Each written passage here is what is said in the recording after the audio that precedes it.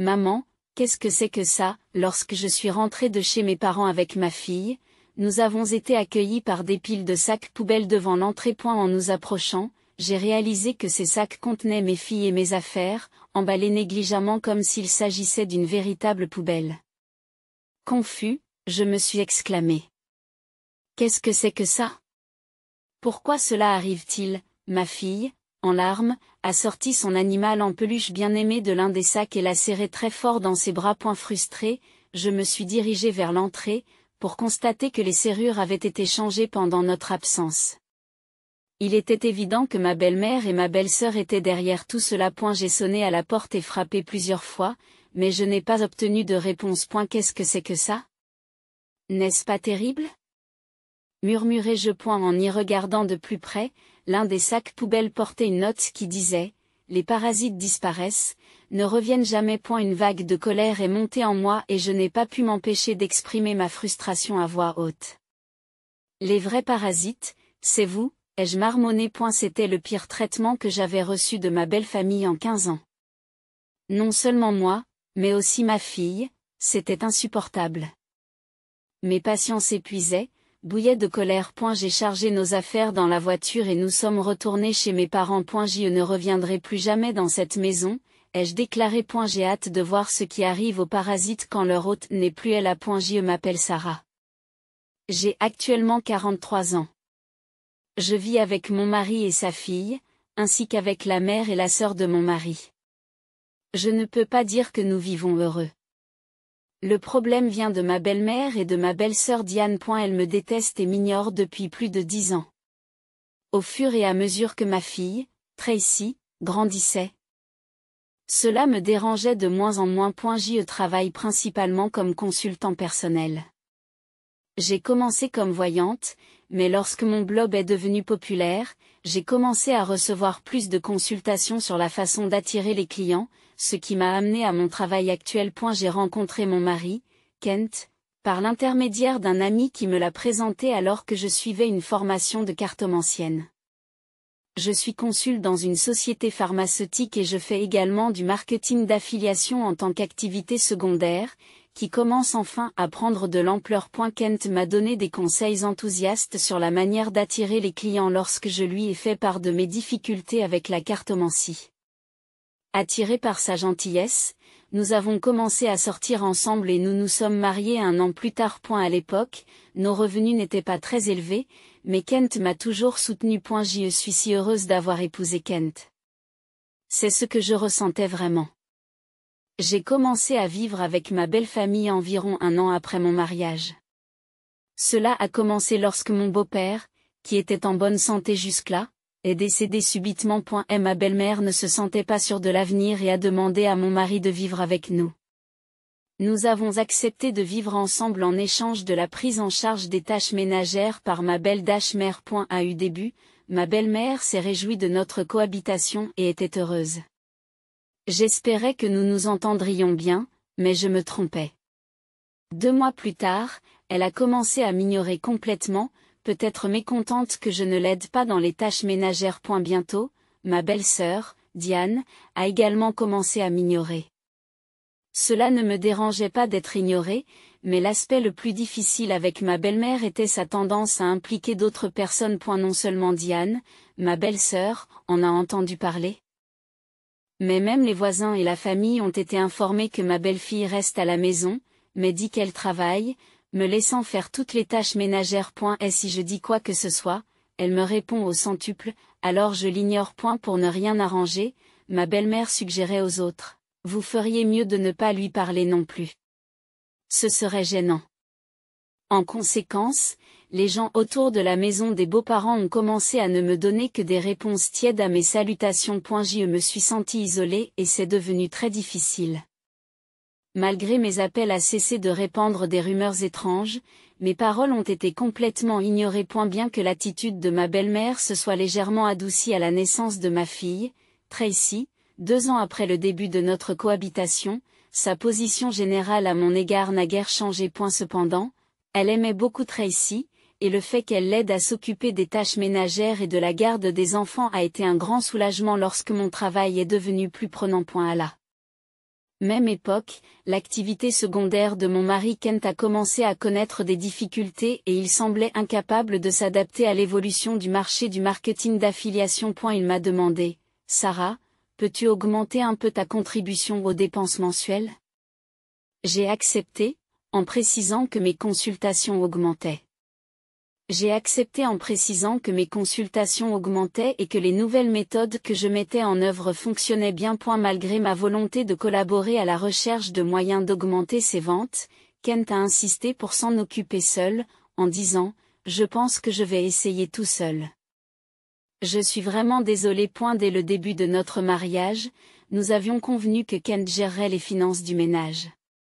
Au début, mes revenus étaient faibles et il m'a permis de contribuer davantage lorsque mon chiffre d'affaires a augmenté. J'ai transféré de l'argent à Kent en fonction de mes revenus mensuels, et il a fourni un montant fixe pour les frais de subsistance et l'argent liquide. Au départ, je ne pouvais verser que $100, mais je pouvais maintenant transférer jusqu'à $1000, mais pas tous les mois. Je pouvais verser davantage si je puisais dans mes économies. Je savais que Kent avait des difficultés avec son activité secondaire, mais sa fierté l'empêchait de me consulter. Il a commencé à passer plus de temps au CAF après le travail, rentrant à la maison de plus en plus tard. Lorsque Tracy avait environ 5 ans, Diane s'est mariée et a déménagé. Comme elle vivait à proximité, elle amenait souvent son fils Ricky chez nous pendant la journée. Lorsque Ricky a eu 1 an, Diane a exprimé son intention de commencer un travail à temps partiel. Ma belle-mère a proposé avec plaisir de s'occuper de lui jusqu'au soir. Diane était reconnaissante et a dit « Merci. Je suis très heureuse. » Cependant, lorsque ma belle-mère a commencé à s'occuper de Ricky à la maison, elle s'est prise d'affection pour son petit-fils et a commencé à se montrer froide envers Tracy. Lorsqu'elle se disputait, ma belle-mère grondait Tracy, la comparant défavorablement à Ricky. Au fil du temps, Tracy a commencé à jouer près de moi et à détester le comportement de ma belle-mère. J'ai pris la parole et j'ai dit, « Parle à ta mère. Tracy et Ricky sont tous deux ses petits-enfants. Elle devrait les traiter de la même façon. Tracy est déjà une grande sœur à l'école primaire. » Cependant, ma belle-mère a changé d'avis et s'est approchée de moi en disant « Les choses sont difficiles dans l'entreprise en ce moment. Nous risquons de ne pas avoir de primes, alors pourriez-vous contribuer un peu plus, malgré les difficultés ?» Mon blog a réussi à attirer des clients et j'ai commencé à recevoir plus de consultations en tant que consultante, gagnant bien plus que ce que je gagnais en tant que diseuse de bonne aventure. Lorsque Kent a demandé un soutien financier supplémentaire, j'ai répondu « Je contribue déjà à hauteur de $2000 par mois. N'est-ce pas suffisant? » Oui, je suis gênée de le dire, mais mon salaire a baissé et mon activité secondaire ne marche pas très bien. Et ne faites pas de cachotterie. Nous sommes un couple. Nous devrions nous soutenir mutuellement dans les moments difficiles. J'ai vraiment honte. Je vous remercie. Par la suite, le montant de ma contribution a progressivement augmenté et j'ai fini par transférer $4000 par mois à Kent, sans pour autant vouloir blesser sa fierté. J'ai laissé Kent continuer à gérer les finances. Lorsque Tracy était en 6e année, Diane est revenue à la maison avec Ricky. Il semble que Diane ait divorcé à cause de son infidélité, mais je ne connais pas les détails. À cette époque, Tracy pouvait aider à la maison et les tâches ménagères ont donc été réparties entre les deux familles, ignorées par ma belle-mère et Diane, mais cela ne me dérangeait plus. Il est regrettable que je n'ai pas pu donner à Tracy sa propre chambre lorsqu'elle est entrée au collège, car le retour de Diane signifiait que nous n'avions plus de chambre. Un soir, alors que nous discutions du choix de l'école de tutorat que Tracy devrait fréquenter au collège, Diane a soudain déclaré « Et, le tutorat coûte cher. Pourquoi Tracy n'étudie-t-elle pas toute seule? Pourrais-tu arrêter de faire de tels commentaires? C'est moi qui paie les cours de soutien, alors ce que paie Sarah ne vous regarde pas. Impossible. Tu ne gagnes rien. Kent a dit qu'il vous soutenait. Tu n'es qu'une sangsue, n'est-ce pas? Ah! Tu l'as épousé parce qu'il a de l'argent, n'est-ce pas? Exactement. Kent m'a dit de ne pas dire du mal de Sarah, qui peut se transformer. Mais c'est tout simplement éhonté.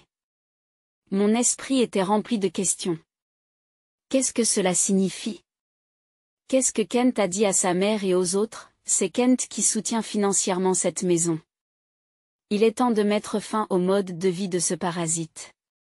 Je me sens mal pour Tracy, mais si nous payons ses cours particuliers, nous ne pourrons pas payer mes indemnités. Et ne pas pouvoir payer. Êtes-vous en train de dire que notre maison paie pour votre compensation, Diane? Kent a dit qu'il paierait.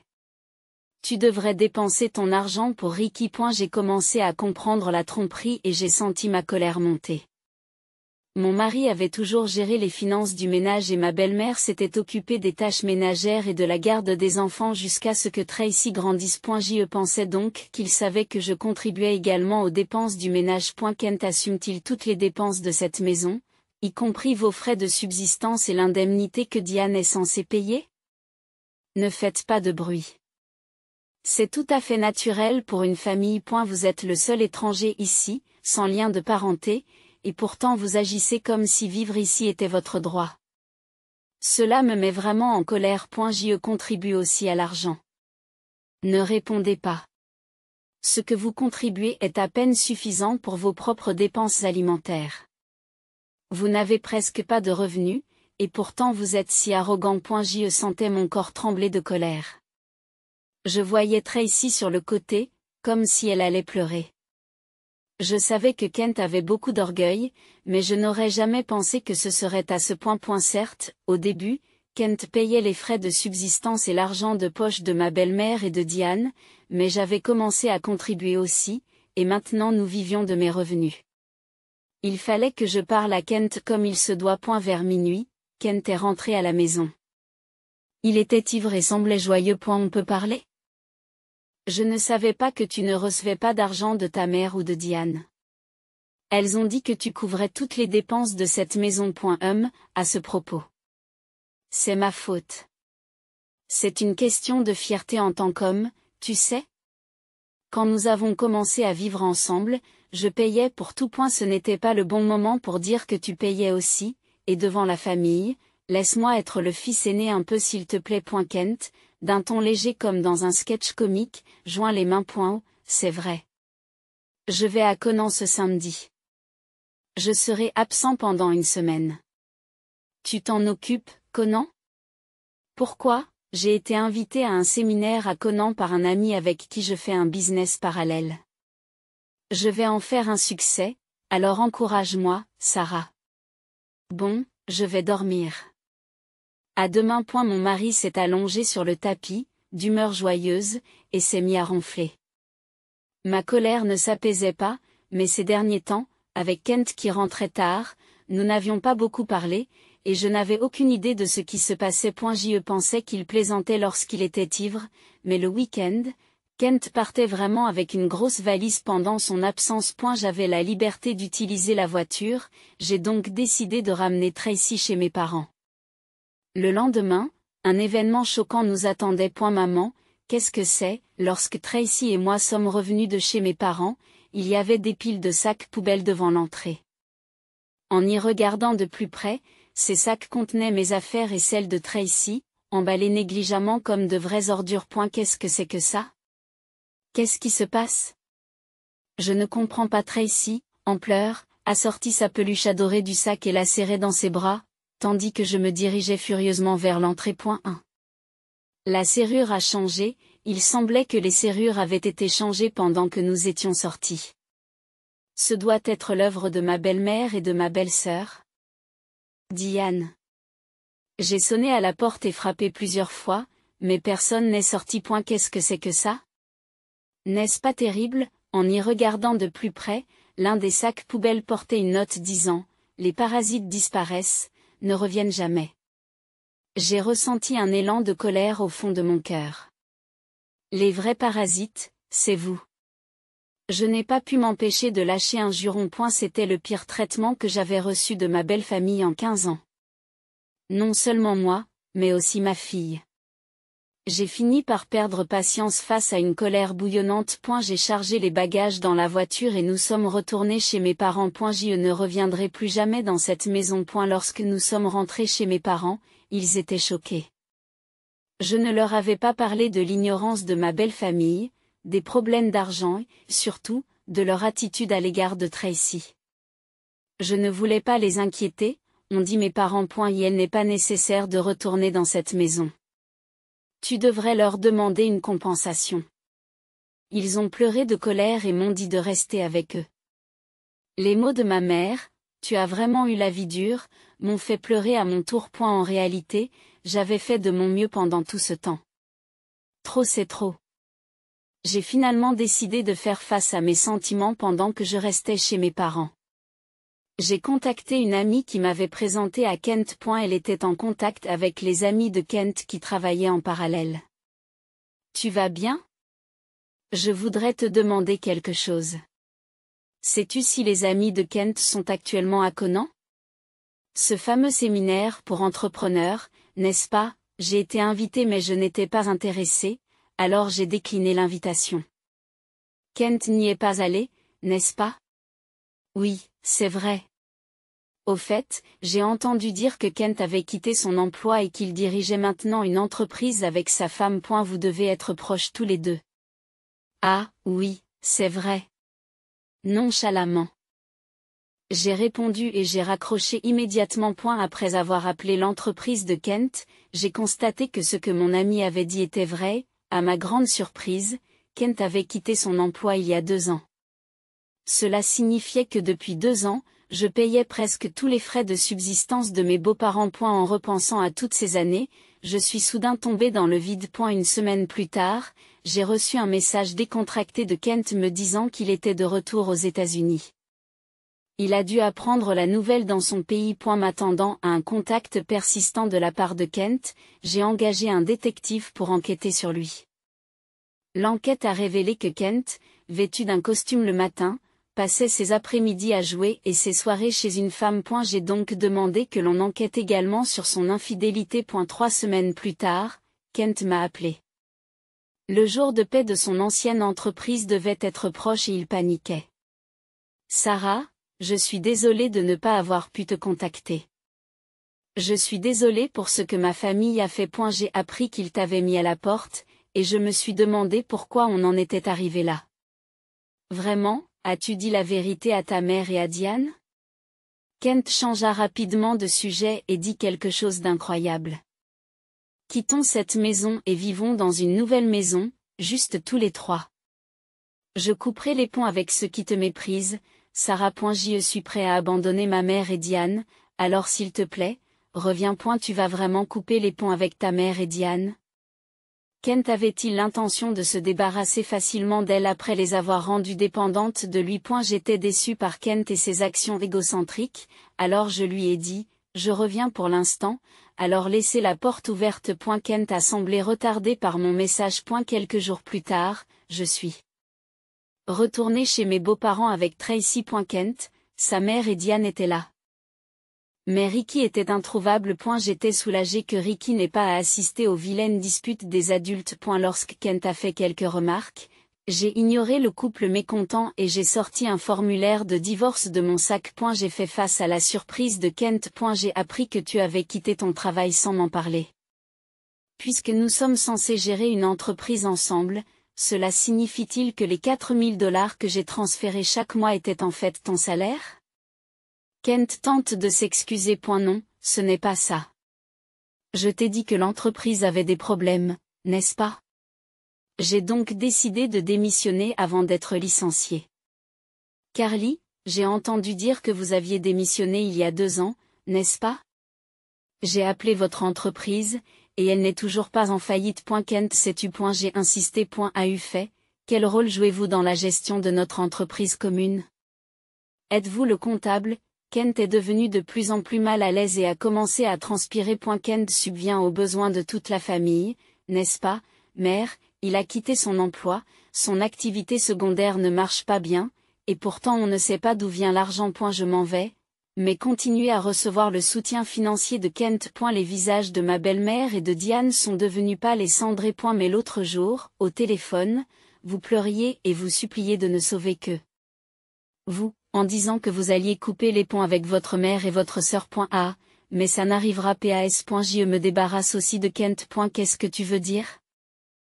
Je ne comprends pas. Kent n'est pas allé travailler. C'est un mensonge. Elle part en costume et Sarah subvient aux besoins du ménage. C'est vrai.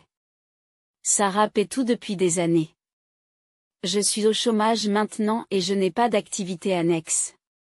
Nous allons avoir une vie difficile parce que vous avez mis Sarah à la porte. Nous aurions pu avoir une vie facile sans travailler. Et si vous n'aviez rien fait d'inutile. Qu'est-ce que tu veux dire par là? Vous aviez l'intention de nous abandonner, n'est-ce pas? La réponse de Kent a déclenché la fureur de ma belle-mère et de Diane. Alors qu'elles causaient toutes les trois du grabuge, Tracy et moi avons commencé à agir. Je suis venu chercher des objets oubliés. J'ai pris le robot nettoyeur acheté au cours des 6 derniers mois, un micro-ondes coûteux vaporisé par ma belle-mère et l'appareil de beauté que Diane avait obtenu de Kent. Attendez, c'est à moi. C'est à moi puisque je l'ai acheté avec mon argent, ou tu peux me le rembourser, ai-je affirmé fermement. Diane s'est tue à mes mots. Ensuite, j'ai cherché et rassemblé mes affaires dans leur chambre. Les affaires qu'elles avaient sorties ne comprenaient pas mes sacs et accessoires de marque coûteux. Pourquoi prends-tu cela aussi? C'est à moi, a protesté Diane. J'ai ignoré leurs plaintes et leurs mots doux. Finalement, j'ai lâché une bombe sur Kent. J'ai oublié. J'ai l'intention de demander une compensation à votre maîtresse, Marie, aussi. Dites-lui qu'il ne sert à rien de s'enfuir. Quoi? Comment savez-vous pour elle? Je sais que vous êtes allé à Conan avec Marie récemment. C'est bien, non? Kent balbutie. C'est vrai. J'ai toutes les preuves de la liaison, alors on ne peut pas y échapper. Pas question. Vous me trompez et vous vous amusez depuis 2 ans, s'exclame Kent, incrédule. Je vais demander une compensation pour la liaison, une pension alimentaire pour Tracy, et oh! Tu payais secrètement la compensation de Diane aussi. Je vais également réclamer cette somme. Alors que je m'apprêtais à partir, ma belle-mère et Diane ont désespérément essayé de m'arrêter. J'ai eu tort, Sarah. Je suis désolée. Nous avons cru ce que Kent nous a dit. Nous ne pouvons pas vivre sans toi.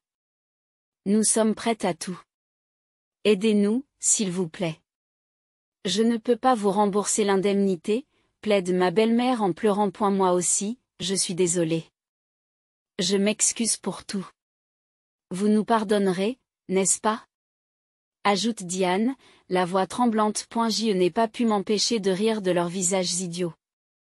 Ils ont enfin compris qui avait soutenu leur mode de vie, réalisant trop tard que leur soutien non lié au sang avait disparu. Ignorons ces gens, maman. Rentrons à la maison, dis-je fermement. Oui, c'est vrai. Kent, tu auras bientôt des nouvelles de l'avocat. S'il te plaît, occupe-toi de ça. Laissant derrière nous un Kent dépité, nous sommes rentrés à la maison avec les objets que nous avions rassemblés. Plus tard, mon divorce avec Kent a été prononcé et j'ai demandé une compensation par l'intermédiaire d'un avocat. J'ai reçu de nombreuses excuses et demandes de réconciliation de la part de ma belle-mère et de Diane, mais je les ai toutes ignorées. Étonnamment, il restait encore un peu d'héritage du père de Kent. Le fait qu'ils aient vécu de mon argent sans utiliser le leur me mettait à nouveau en colère. Cependant, l'héritage n'était pas suffisant pour l'indemnisation, et en fin de compte, ils ont dû vendre la maison pour payer une somme forfaitaire. Naturellement, cette somme incluait l'indemnisation que j'avais versée pour Diane. Après la vente de la maison, je ne sais pas ce qu'est devenue la famille de Kent. J'espère que Kent pourra s'occuper de sa famille, mais en fin de compte, il choisira sa voie. J'ai également demandé une indemnisation à la maîtresse de Kent, ce qui m'a valu une révélation inattendue. Par l'intermédiaire de l'avocat, je l'ai informé que Kent était au chômage et que je subvenais aux besoins de la famille. Kent l'avait trompé en prétendant qu'il était un entrepreneur avec une entreprise florissante. Finalement, ils se sont séparés après une dispute. Tracy et moi avons déménagé dans un appartement et j'ai pu lui donner la chambre qu'elle désirait. Je ne pense pas que mes 15 années aient été gâchées, mais je me demande parfois si j'aurais dû prendre une décision lorsque j'ai commencé à être ignorée. Aujourd'hui, je suis heureuse que ma maison soit un endroit paisible.